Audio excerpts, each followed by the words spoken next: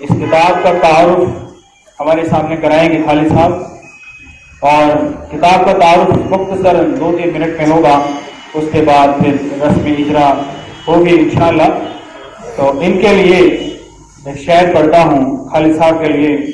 تو شاہی ہے پرواز ہے کام تیرا، تو شاہی ہے پرواز ہے کام تیرا، تیرے سامنے آسماں اور بھی ہے۔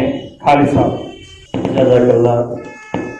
الحمدللہ وکفی وسلام علی عباده الذین اصطفى، اما بعد۔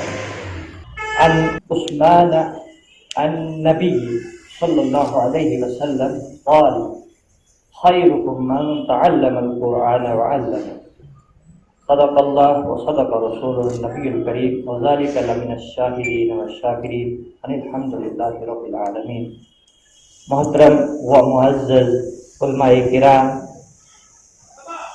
مجلس میں بیٹھے ہوئے تمام سامعین کرام، السلام علیکم ورحمۃ اللہ وبرکاتہ۔ مختصر سا تعارف میں آپ کے سامنے اس قاعدہ تجوید القرآن کے حوالے سے رکھنا چاہتا ہوں۔ مجھے امید ہے کہ آپ غور سے سماعت فرمائیں گے۔ میں نے آپ کے سامنے ایک حدیث پاک پڑھی ہے، خیرکم من تعلم القرآن وعلمہ، تم میں سے بہترین لوگ وہ ہیں، بہترین انسان وہ ہیں جو قرآن کو سیکھیں اور سکھائیں۔ یہاں پر مختصر میں آپ کو کہوں گا، یہ جو سیکھنے اور سکھانے کا ذکر یہاں اللہ کے رسول صلی اللہ علیہ وسلم نے کیا ہے، وہ سب سے پہلی تعریف جو کی گئی ہے، سمجھنے والی بات یہ ہے، جو سب سے پہلی تعریف جو کی گئی ہے تعلم، یعنی جو لوگ اس کو سیکھتے ہیں، اللہ کے رسول صلی اللہ علیہ وسلم کے نزدیک سب سے محبوب اور پیارے وہ لوگ ہیں۔ اس کے بعد معلم کا نام آیا ہے، یہ اللہ کے رسول صلی اللہ علیہ وسلم نے خود فرمایا۔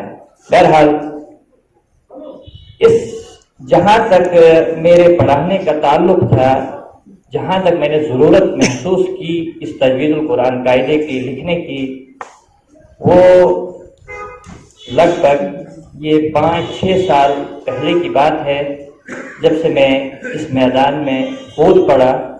اس کے بعد میں نے کافی اس پہ بہت ساری کتابوں کا مطالعہ بھی کیا۔ اس کے بعد بہت سارے قواعد جو قاعدے جو لکھے گئے ہیں، ہم سے پہلے بھی لکھے گئے ہیں، تو وہ بھی مبارکباد کے مستحق ہے۔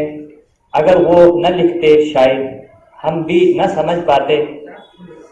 اس لیے کافی مطالعہ کرنے کے بعد ہم اس نتیجے پر پہنچے کہ کوئی ایسا کام نہ کیا جائے، جو لوگ اب مدرسوں میں پڑھ رہے ہیں وہ تو پڑھ رہے ہیں، لیکن جو اس چیز سے بالکل ناواقف ہیں، ابھی ہم کوئی ایسا کام شروع کریں تاکہ ہر انسان کے ہاتھ میں وہ پہنچ جائے۔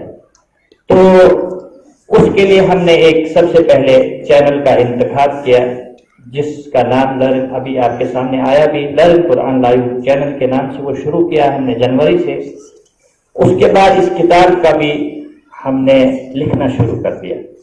تو کافی کوششوں اور بیچ میں کافی علماء کرام سے ہمارا تعلق بھی رہا، ان کے مشوروں سے بھی اس کو ترتیب دیا گیا۔ اور سب سے جو اہم بات ہے اس کی، قاعدہ وہی ہے، لیکن اس کو رنگوں کے ذریعے سے بھی ہم نے تجوید کو سمجھایا ہے، اور مختصر اور جامع انداز میں تجوید کو سمجھایا گیا ہے۔ ایک پہلو تو اس کا یہ ہے، دوسرا اس کا یہ ہے کہ اس کا ہم نے پریکٹیکل بھی ساتھ میں دے دیا ہے۔